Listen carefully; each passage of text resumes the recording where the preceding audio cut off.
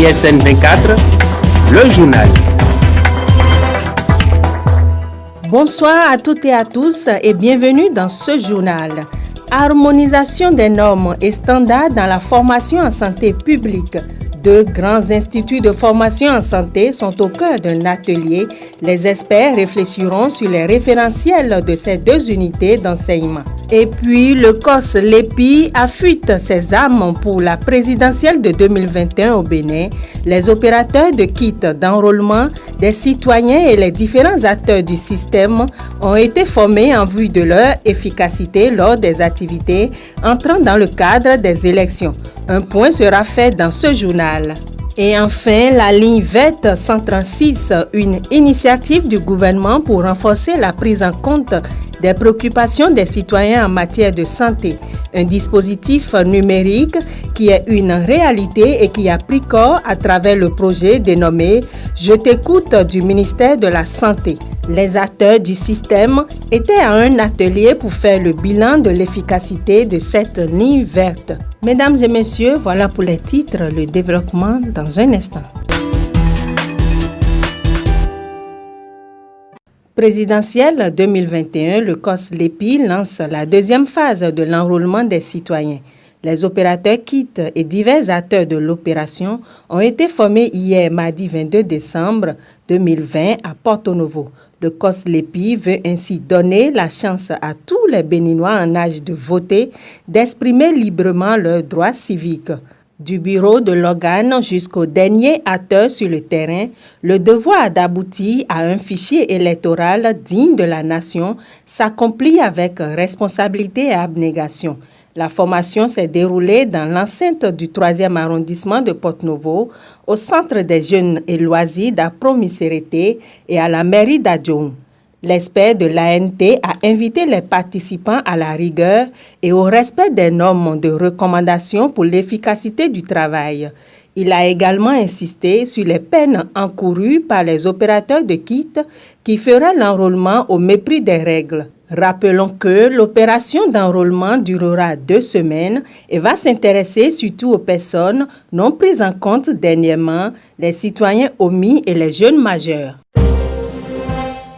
Un atelier d'harmonisation des référentiels de l'Institut de formation des soins infirmiers et obstétricaux et de l'INMES, Institut national médico-sanitaire, aux normes et standards de l'OAS et du CAMES, se tient depuis ce lundi 21 décembre.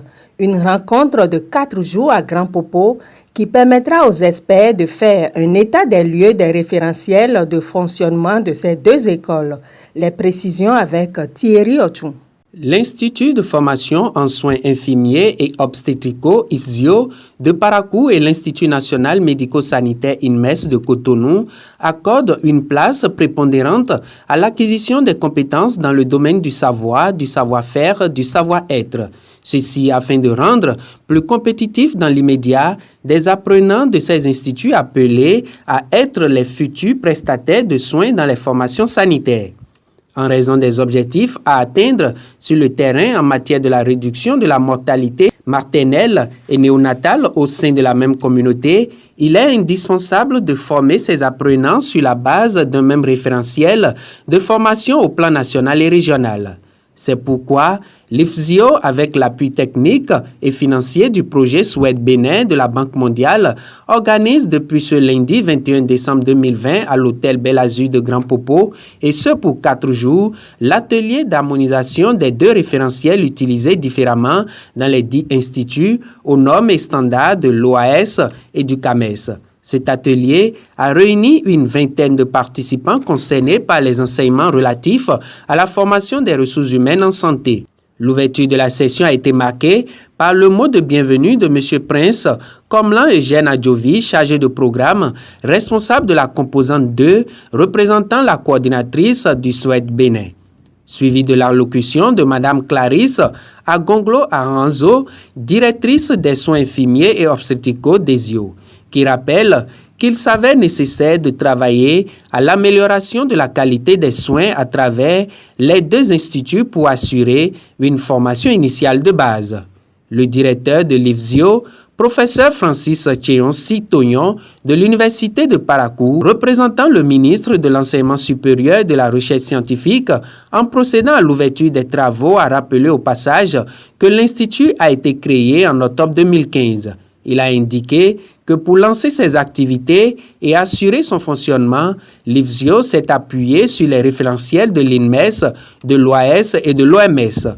Il a émis le souhait qu'un document harmonisé soit élaboré et serve de guide pour les différentes écoles. 4 jours durant donc, il s'agira de faire l'état des lieux, des contenus, des référentiels des 2 écoles, de rendre effective l'actualisation des objectifs des unités d'enseignement et d'harmoniser les éléments constitutifs en lien avec ces objectifs et les normes et standards de l'OAS et du CAMES. Et puis, nous allons également faire un tour à la Cour d'appel de Cotonou par rapport à l'affaire de fraude au concours des magistrats. Le ministère public requiert la relaxe du maître Koundé au bénéfice du doute, la condamnation du directeur adjoint de cabinet du ministère de la Justice à 6 mois avec sursis et la condamnation des 2 dames à 36 mois de prison, dont 12 fermes et une amende de 38 710 160 francs CFA, représentant une partie du montant total ayant servi à l'organisation du concours. Une bataille judiciaire vient donc de commencer et déjà la défense du directeur adjoint de cabinet du ministère de la Justice et de la Législation et des 2 dames candidates condamnées a annoncé qu'elle interjettera appel à la décision du tribunal de Cotonou. Que ce soit pour Maître Raoul Mougbedi, avocat de Dame Gisèle, la défense de Maïsarat Kokoui, l'infraction de fraude n'était pas constituée. Selon la défense, Dame Gisèle a commis une faute en gardant son téléphone, mais il est difficile d'établir la culpabilité de fraude de sa cliente. Quant à la défense de Maïsarat Kokoui, retrouvée avec le brouillon sur lequel était une partie de l'épreuve de procédure pénale, le doute subsiste quant à son intention de frauder, d'autant plus que le brouillon en question contient d'autres informations qui n'ont aucun lien avec l'épreuve. Mais dans le verdict, le tribunal n'a pas suivi les avocats de la défense. Le verdict est allé dans le sens du ministère public représenté par le procureur Mario Mentonou. Le ministre d'État chargé du plan et du développement Abdoulaye Biot-Chané s'est entretenu avec les étudiants, les cadres et responsables de l'École nationale d'économie appliquée et de management du Bénin. Il était question de discuter autour des réformes engagées du régime et en cours d'exécution, la planification et l'emploi des jeunes. Que peut-on retenir des 4 années d'exercice du pouvoir en place? Écoutons le ministre Abdoulaye Biot-Chané. Il y a un adage américain qui dit « Quand vous savez mesurer quelque chose, vous commencez par savoir le faire ». Et c'est ce que nous avons fait, premièrement en disant « Nous allons ramener le principe de la planification dans notre pays ». C'est le début des réformes. Mesurer ce que nous voulons faire. Et nous avons, première chose, élaboré ce que tout le monde connaît, le programme d'action du gouvernement, le PAG. Nous nous sommes dit, soyons modestes, au cours du quinquennat, notre objectif va être tout simplement de ne plus accumuler de chômeurs pendant la durée de notre quinquennat. Ça, c'est l'objectif minimal. 500 000 emplois au cours du quinquennat. Nous avons mis en place, là aussi, après avoir fixé cet objectif-là, comment nous y arrivons? Premièrement, avec les investissements massifs que nous avons décidé de mettre en place dans un certain nombre de secteurs, nous savions que ces secteurs allaient générer des emplois. Les réformes que nous allions introduire dans un certain nombre de secteurs, d'autres secteurs comme l'agriculture, le tourisme, etc., allaient générer des emplois. Et nous avons introduit, comme un peu partout dans le monde, certains traitements sociaux avec notamment des mesures spécifiques pour les jeunes que vous connaissez. Et pour le faire, il faut fermer partout où c'était indispensable les déficits et notamment là où il y avait beaucoup d'inefficacité, éliminer ou réduire substantiellement ces inefficacités-là. C'est ce qui a été fait avec la fermeture d'un certain nombre d'entreprises qui étaient en déficit chronique ou d'agences qui étaient inefficaces. Les citoyens du Bénin disposent désormais d'une ligne verte, le 136, pour s'exprimer et donner leur avis sur un certain nombre de faits. Ceci permettra d'évaluer leur degré de satisfaction et de relever les imperfections du système sanitaire. Il s'agit du projet Je t'écoute, dont les acteurs du système de santé se sont réunis pour faire le bilan de cette réforme. Cette rencontre a connu la présence des cadres du système sanitaire, des partenaires techniques et financiers, les professionnels exerçant dans la formation sanitaire et les bénéficiaires que sont les usagers des centres de santé. Écoutons ensemble les acteurs du projet. Nous saluons ici la clairvoyance des autorités béninoises et la patience de tous les intervenants qui ont œuvré pour qu'on en soit aujourd'hui au lancement du volet satisfaction du numéro vert 136. C'est donc une expérimentation et j'attire l'attention de tous ici, présents et particulièrement de la DSI, sur la nécessité de dégager des leçons apprises qui pourraient être capitalisées et servir à l'avenir. Un pas de géant a été fait dans le domaine du numérique à travers le projet Je t'écoute qui nous rassemble ce jour. Mesdames et messieurs, il a été favorablement accueilli par le ministère de la Santé et inséré dans un plan plus vaste pour l'écoute du client, quelle que soit la formule par laquelle il souhaite s'exprimer. La commission permanente climat et environnement de l'Académie nationale des sciences, arts et lettres du Bénin a tenu sa session pour se prononcer sur la pollution des écosystèmes naturels en milieu urbain et rural. C'était dans la station balnéaire de Grand Popo. Les académiciens se sont prononcés sur le thème « Pollution des écosystèmes naturels, sol et eau en milieu urbain et rural ». Une session qui durera 48 heures de travaux.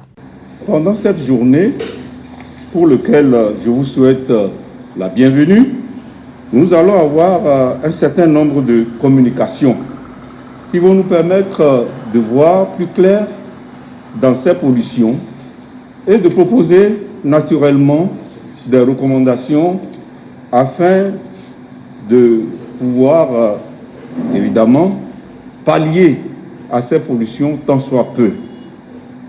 Il est vrai qu'il y a des formes de pollution naturelle. Si vous prenez la fluorose par exemple, au Niger, cela est dû à la géochimie, tout simplement. Ce n'est pas que les gens répandent du fluor dans les champs, c'est la composition des roches. Cela veut dire que ce que nous appelons météorisation des formations géologiques peuvent donner des sols naturellement pollués. Mais est-ce bien le cas chez nous? C'est l'une des raisons pour lesquelles ce thème-là a été proposé, parce que si c'est de sources anthropiques, on peut y trouver facilement ou plus facilement des solutions si on veut faire face.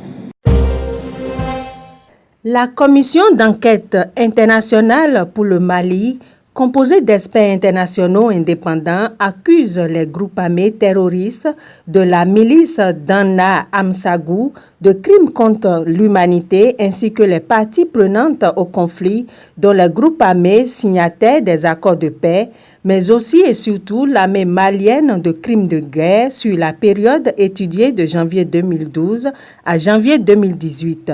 Massacres, meurtres, actes de torture et viols. Des abus qui constituent des crimes de guerre selon la commission d'enquête et qui ont été commis par toutes les parties du conflit dans le nord et le centre du pays. Un rapport remis aux membres du Conseil de sécurité de l'ONU et qui a fuité dans la presse selon RFI.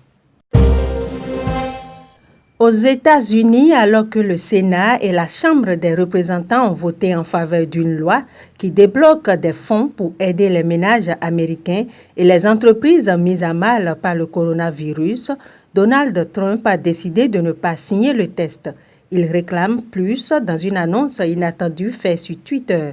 Ce plan d'aide devrait permettre à de nombreux foyers de recevoir un chèque de $600 dès la semaine prochaine, comme l'avait promis le secrétariat au Trésor de la Maison-Blanche. La loi, refusée par le président, prévoyait 900 milliards pour aider les foyers et les entreprises en difficulté et 1400 milliards pour financer les dépenses de l'administration.